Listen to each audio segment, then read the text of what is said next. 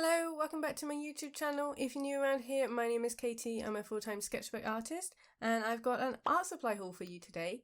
So it was my birthday last week, so I decided to make a few little orders to Jackson's Art and also Cult Pens to buy myself some new art supplies. So in this box here we've got the Jackson's order, and then I've also got a few loose things which we're going to start with first from Cult Pens. We're going to dive right in and you'll all be very happy to know that I bought a new sharpener. If you saw my recent Holbein video where I was reviewing the Holbein artist pencils, you might have seen in the comments that I had quite a lot of feedback about how blunt my sharpener was. And it makes sense now. It kind of feels really silly for me to admit, but I didn't really think about it being blunt. So I have invested in a new sharpener. I say invested, this was very, very reasonably priced, and it's a brand that I've heard a lot about, and this was recommended in the comments. There were also some other ones recommended, but I decided to try this one, which I believe is pronounced Kuhm. It's made in Germany, and this is the automatic long point.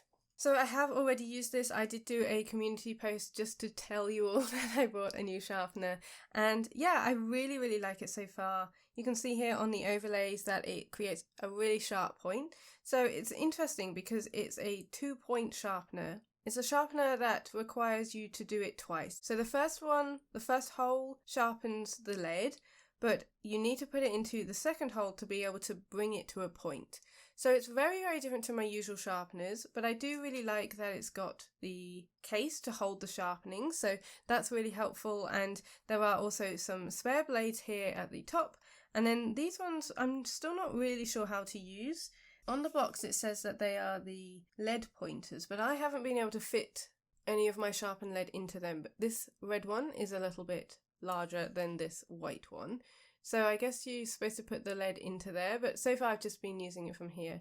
And yeah, it's been really great, really sharp. I can definitely tell a difference, so thank you to everyone who recommended that I buy a new sharpener, and I'm excited to get more use out of this. And also, I'll need to remember to change the blades when it gets blunt. So that's the first one from Cult Pens. And then I also bought another ink. So this is the Atramentis. I have this in sepia brown and I've really enjoyed using it. I know a lot of you recommended the Sailor Carbon black ink, but I really enjoyed the Atramentis, so I decided to go for another one.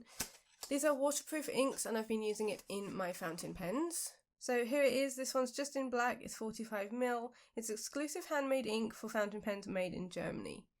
As I said, I have been using the sepia brown in my Sailor Fude de Manon pens, so I'm just going to grab one of those.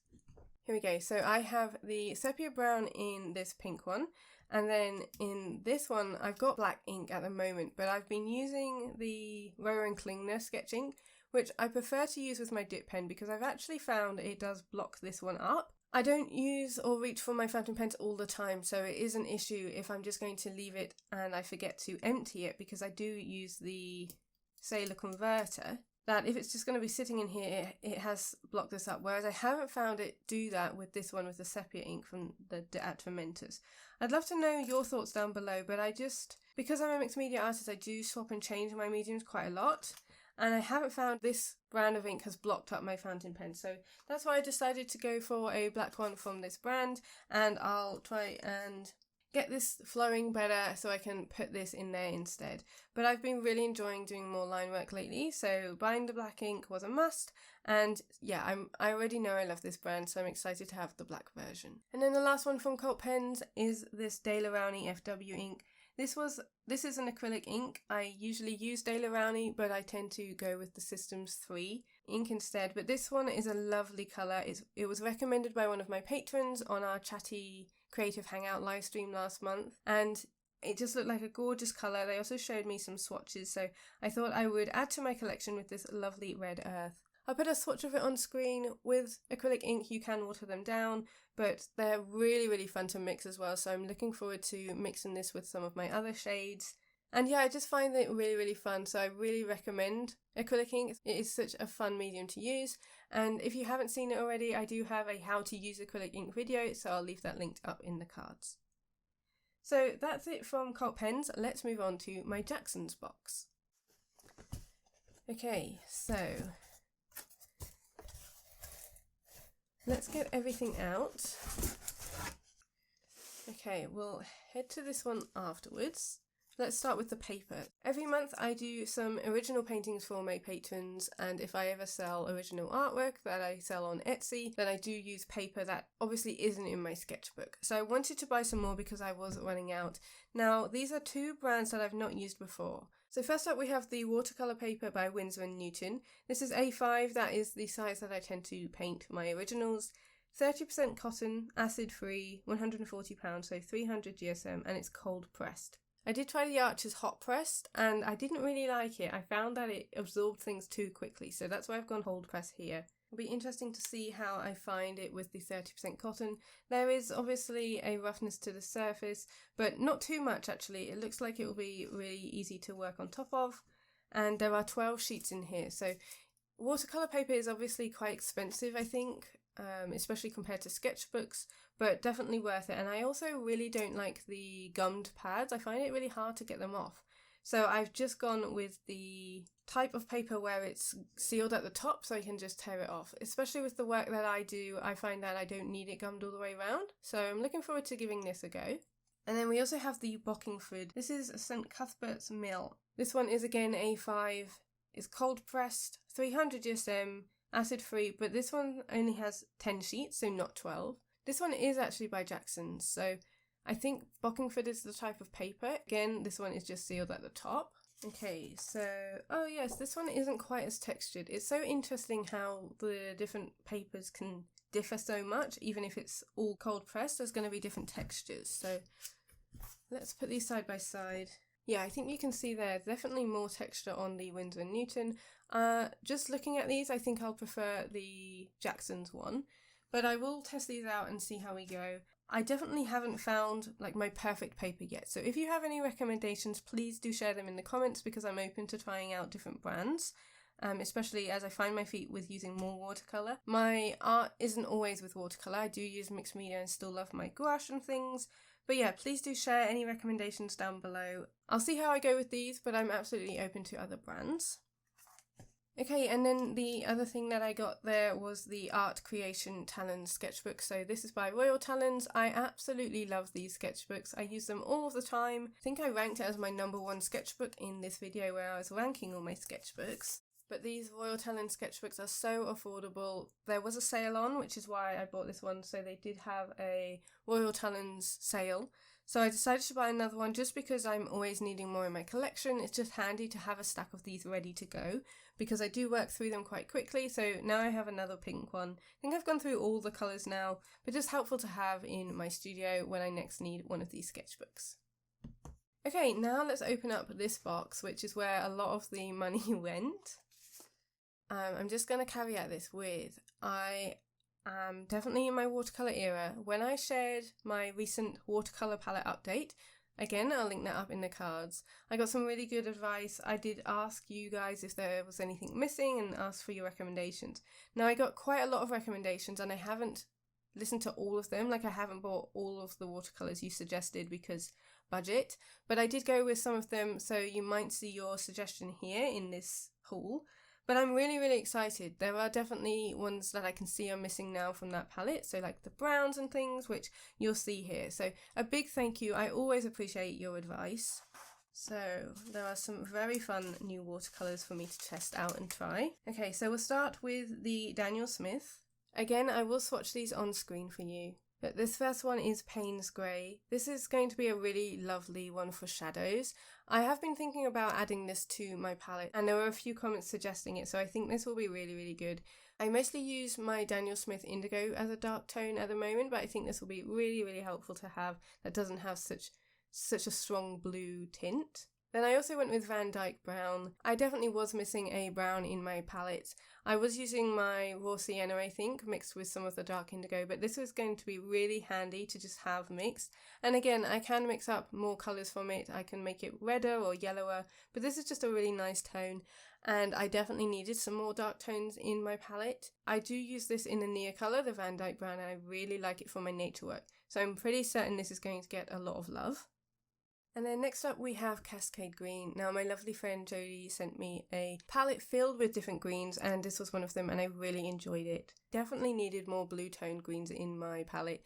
I really do lean towards yellow ones and more olive greens, but I think this is going to be really helpful to have, again, to mix up various shades, and I do think this is going to be quite versatile.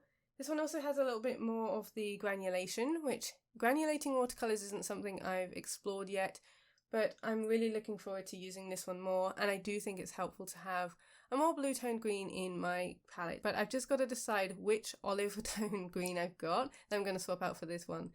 But yeah, really excited to put this one in and see how it affects my work, especially with my landscapes. Okay, then we have two other ones. Now this first one is by Sennelier. This one was recommended by Sab, who is also a patron. This is the Sennelier Watercolour. This is in royal blue. She recommended this for my skies. I think this will be really, really helpful to have. This is such a lovely clean blue. I'm really looking forward to using it. I'm definitely learning more about pigments and things about watercolour because I am still a newbie, but I'm starting to learn a little bit more. But it's always really helpful to have your recommendations, especially your personal recommendations. And yeah, I think this will get a lot of use when I am doing skies and also things like water. And then last up we have this one by Szmal. I really like Szmal watercolours. This is a half pan that I've got here, and this one is in Potter's Pink. I do have a Potter's Pink, but I'm excited to test this one out because I did hear from a recommendation from one of you that is quite different. So as I say, I'm definitely learning a lot about watercolour, and it amazes me just how different the colours can be from brand to brand.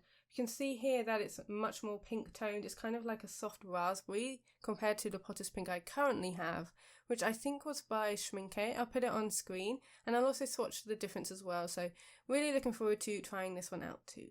Okay, so then we have this box, and there is just the one in here, and this one is a Holbein watercolour. And I clearly decided to go big with this one, but I think this is such a nice colour. So nice.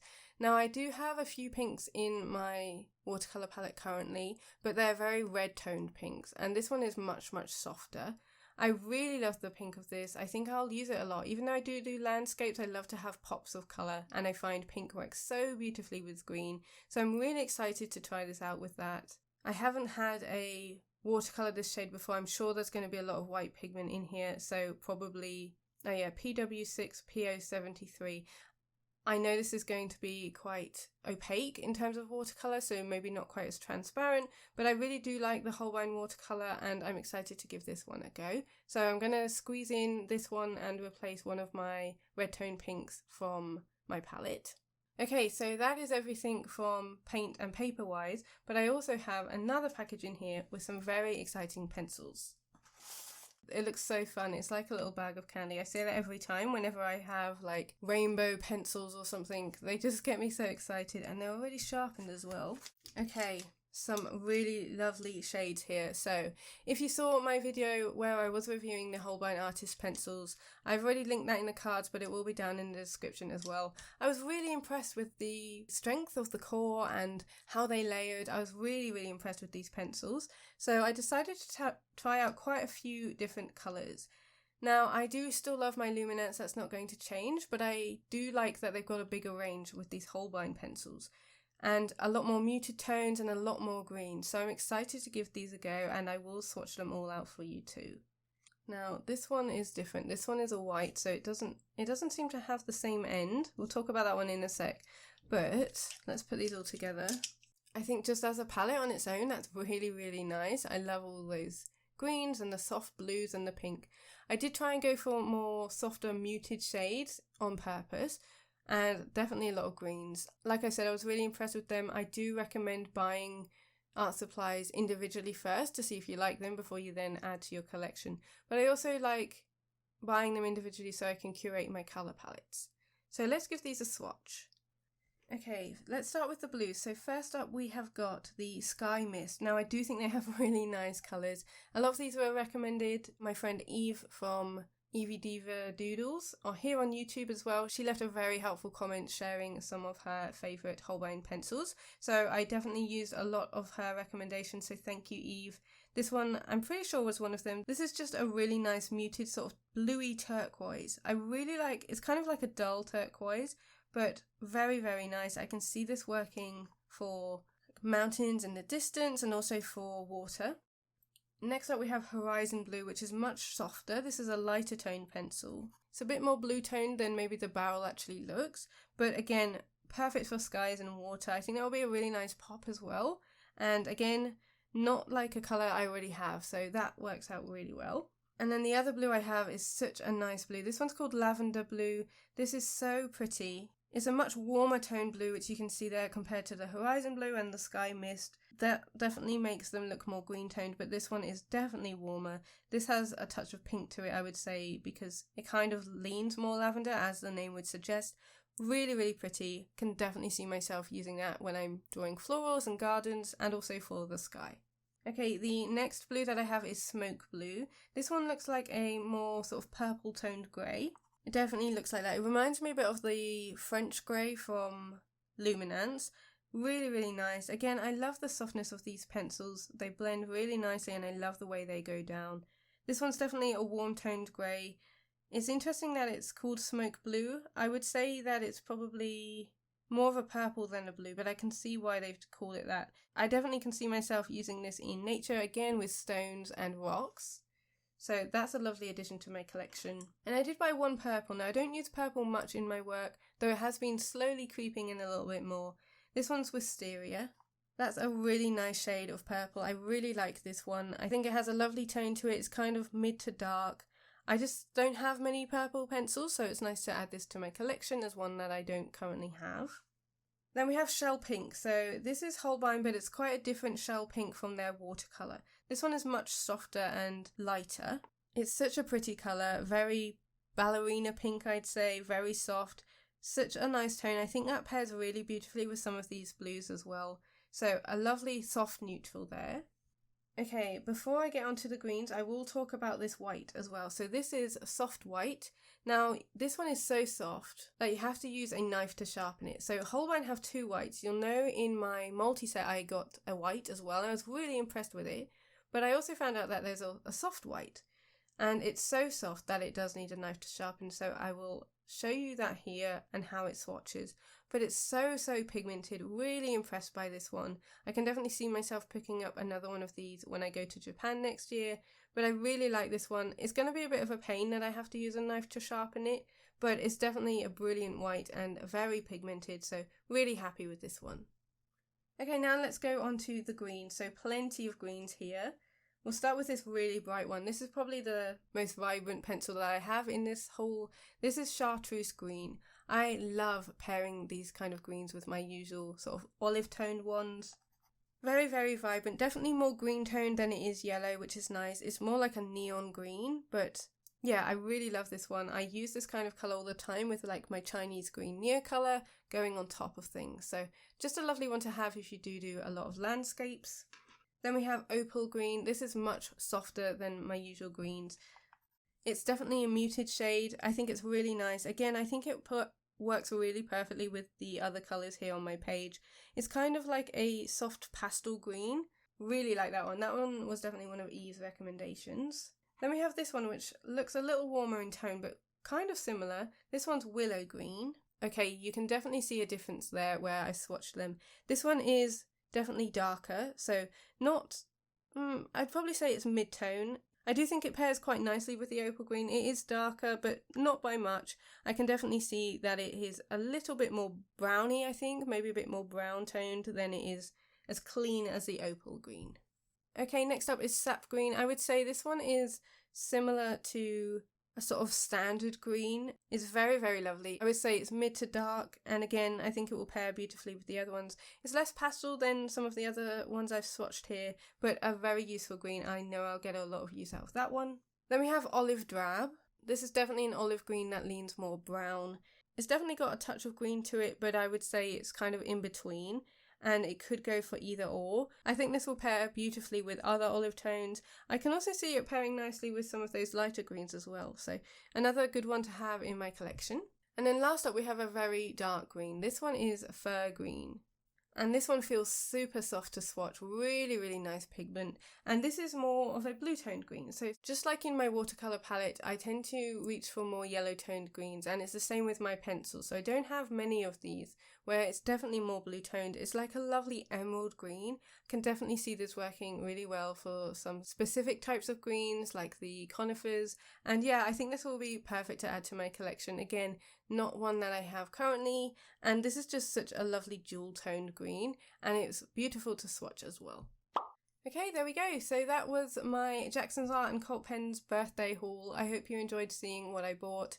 I am really excited to add these pencils into my collection now I know I love Holbein, and also do a little update of my watercolour palette. Thank you so much for watching. I hope you enjoyed it. As I said, do share any paper recommendations with me, and I'd love to know what you think of my haul today. A big thank you to my patrons for supporting me to create these free YouTube videos every week. I will see you next Sunday in my new YouTube video. See you later.